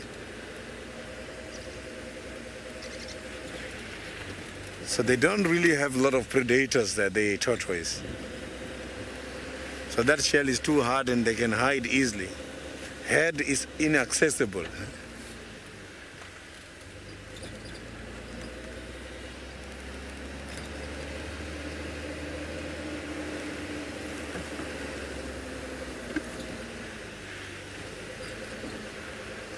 So the tortoise, the predator for them mostly is the ground hornbill. You know, the ground hornbill, I saw them eating a tortoise alive. They can knock the tortoise here until it's open, and they can eat the flesh when the tortoise is alive. So those are some of the predators which can take down the tortoise. The other animals, you will see, predators such as leopard, they try as well, but they don't win. They try to move them, to try to access the underneath parts and fresh parts. They just withdraw and hide.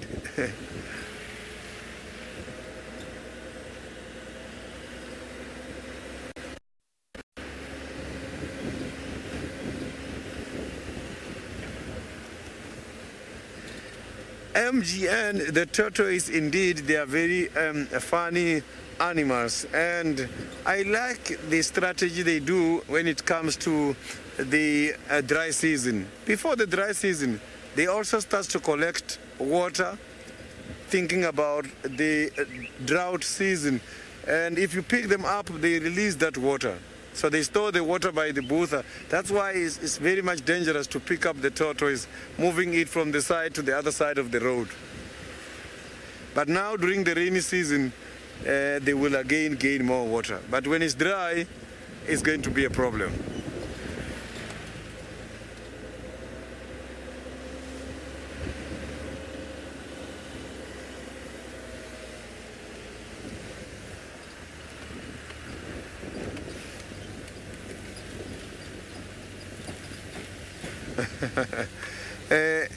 Cortex, the pangolin, the scales are not attached like the shell of the tortoise. The shell of the tortoise is very much hard, and the scales of the pangolin, if you look at them, they're not attached, so they are separated.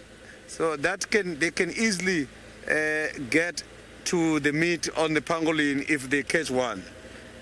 Because if they can be able to open that shell, it will be easy for them to take the meat from the pangolin.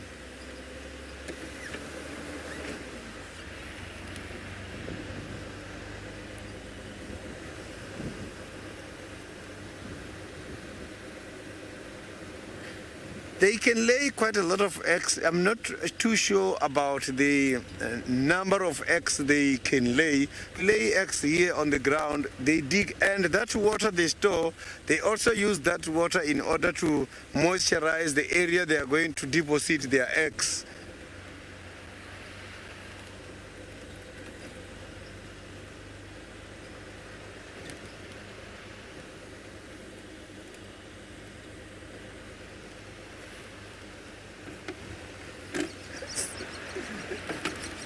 So now let's cross over to the Masai Mara where David is having the hippopotamus.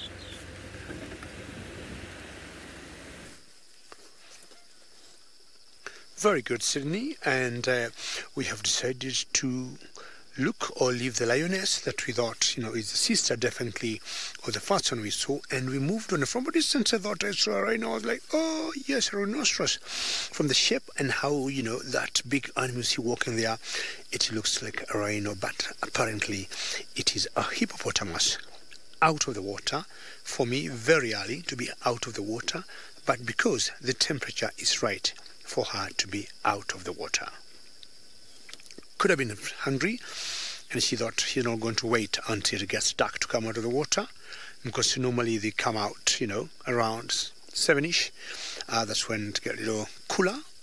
But what time is it we're talking about? Yeah, almost there. Not very much of a difference, but still some good daylight for us here. Grazing and grazing, they graze so much before going back again to the water early in the morning. Sometimes they go up to 20 kilometers away from the water, of course depending on availability of food and also the number of hippos in a particular area. Well, this one did not come from the Mara River.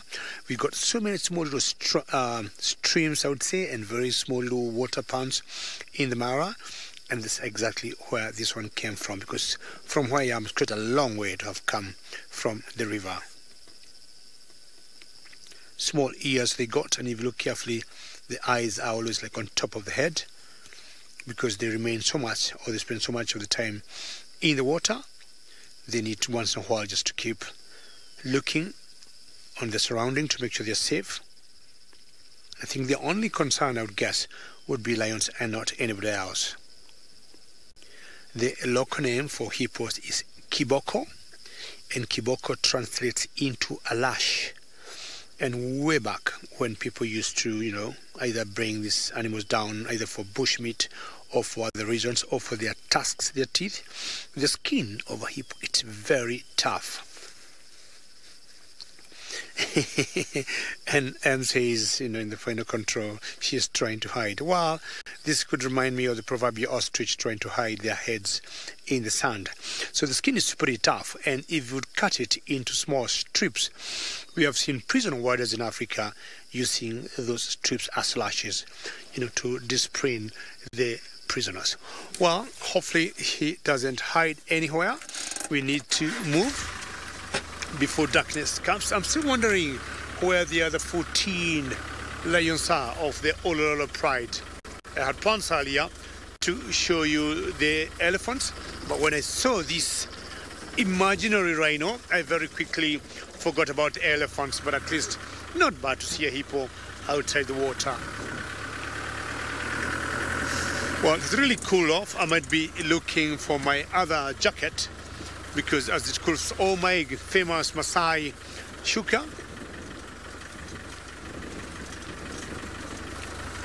Kimberly is saying, the hippo saying, you can't see me, ha ha ha ha, and it's true, she is hiding. I don't know if you have seen Kimberly lions trying, or cats trying to hide with a stalk of grass like this, and so long as their eye cannot be seen, they'll always think hiding. It's true, it's very possible. And take, wow, so far so good. Excellent, time to move on. I'm sure you can see that moon from here. Do you have the right angle to see the moon, or is it too tight because of the frame of the car? But if you can see it, I'll be more than happy, because the sun is going down, and let me just turn a little bit, and the moon is coming up. Okay, Pucka, you need to keep going. How is that? Looks good or not good? Well, I don't think it's pretty good. I was wondering, having seen the sunset, we could have seen the moon coming up. But it's pretty high, almost 12 o'clock, which is a very tight angle for the camera to frame. Lovely. Keep moving on and wondering where the other 14 lions of the Ololo are, and hopefully I want to spot them before darkness comes, because I can't remember whether it was Giraffe Girl who was talking of wanting to see the cubbies of the Ololos. I would also personally be very happy. They got so many youngsters in that pride, and you can see how my car is going this way or that way. This is because of the rain having here, and the becomes very slippery. So the times you just have to use the normal high ratio on all the fours. If it gets very bad, then you have to do low ratio and the car heavier, and to get a better grip on. I think that's one.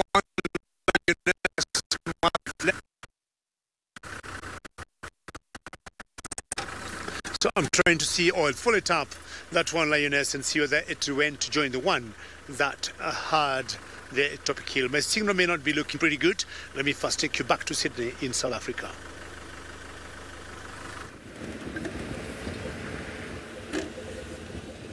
I am now trying my luck again here around the treehouse dam, just to see if Tingana is not coming to drink by this time.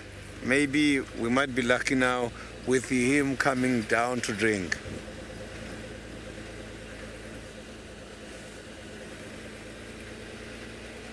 Maybe he caught something this morning after we saw him.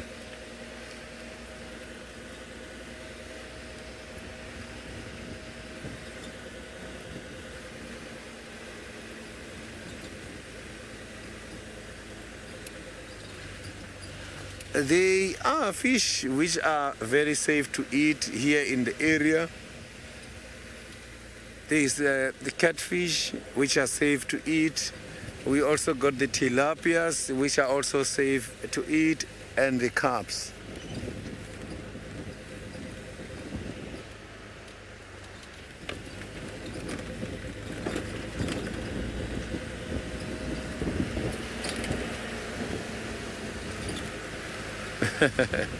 So that is what I am hoping for as well.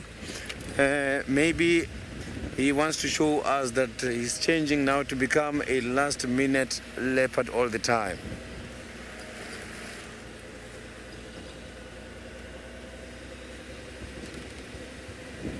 So there's quite a lot of tracks of other animals here, but his tracks are not here. So it looks like where he is very much stationary.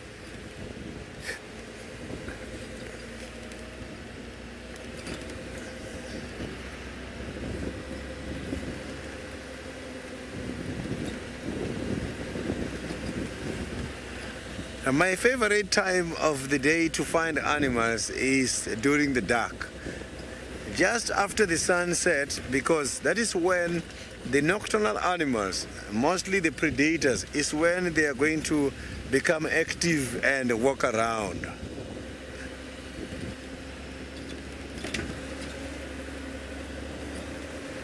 So, but the leopards, during the day you can see them. Any time of the day you can see them.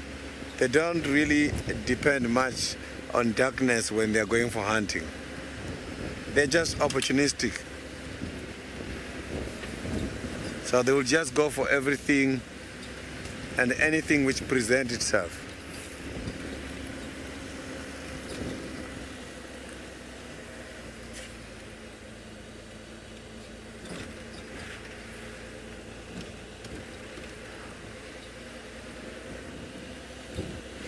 So now the weather is overcast. When it's overcast like this, mostly predators, they don't worry much. They do carry on hunting and they wake up very early.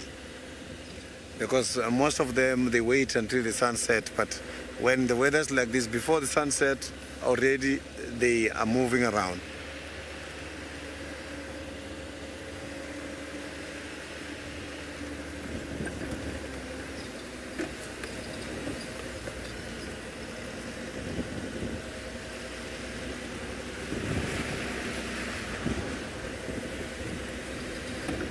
So I'm just gonna switch off the car and listen. Maybe we might hear something.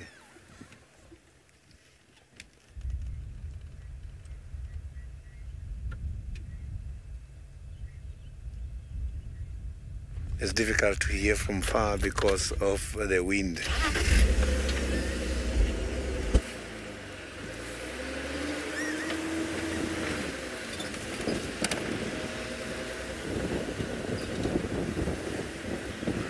So now let's cross over to Collie, who is also on a search for something.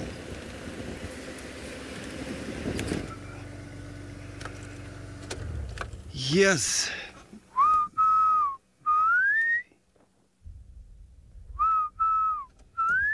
That's a black cuckoo. I'm mimicking a black cuckoo. Why I'm mimicking a black cuckoo is because while I was in the trek academy doing my trekking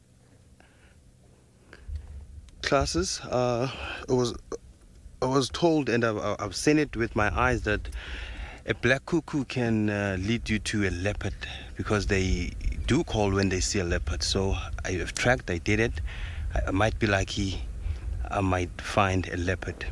But it's so hard to find leopards, especially territorial leopards or territorial cats, because after the rain, they mark their territory.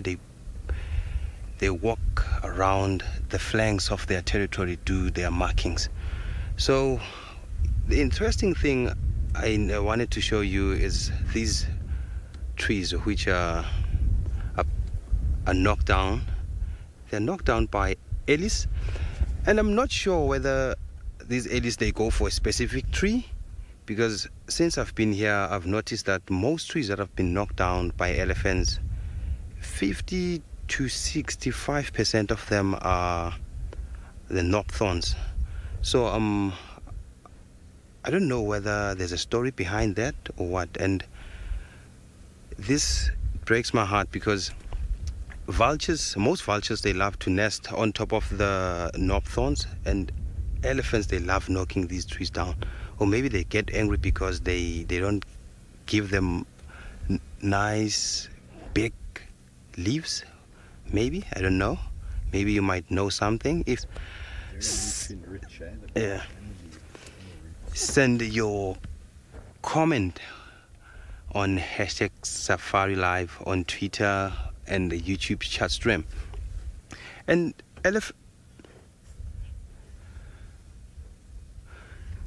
yes, Paula, it does look like an elephant was here or is here. But another thing, I think, why elephants do these, why elephants knock down these trees, especially the knob thorns, is because knob thorn have this. I think the inner bark there's a lot of nutrients in the inner bark. Maybe the roots are sweet, or they are nice to eat, so that's why they love knocking these trees down. I don't know. Maybe you might know something about that, or I will find out more information after this drive, and then I will.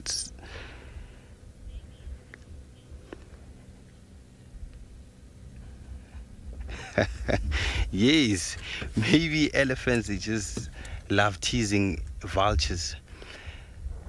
It's so great that these guys, they're doing this. It's heartbreaking. It's also great, because we know the wood borers, which are the insects, they go for dead trees. So elephants help wood borers to have a habitat, at least to have a place where they can stay, they can hide. So it's a good thing, it's a bad thing, but it's nature. That's how elephants live their life in this place. So let's go to David in the Mara and see what he has for us.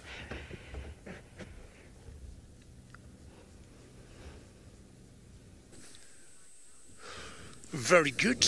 And of late, I have been calling sunsets and sunrises my golden moments, and I have that golden moment at the moment. And if you look at that sunset, I'm sure all of you will agree, truly, that is a golden moment. What do you think of that, ladies and gentlemen? You can see in the foreground there's some ellis that I was looking for before. And not sure they're also enjoying the golden moment like me. And that is just out of this world. Well, ladies and gentlemen, what an afternoon it has been, both in Kenya, in the Mara Triangle, and in South Africa, in the western fringes of the Kruger National Park in Juma, with Sydney, Oli, and Steve, and myself, David. We want to thank all of you. Remember to join us tomorrow morning. Thank you, and from all of us, goodbye, and have a very good one.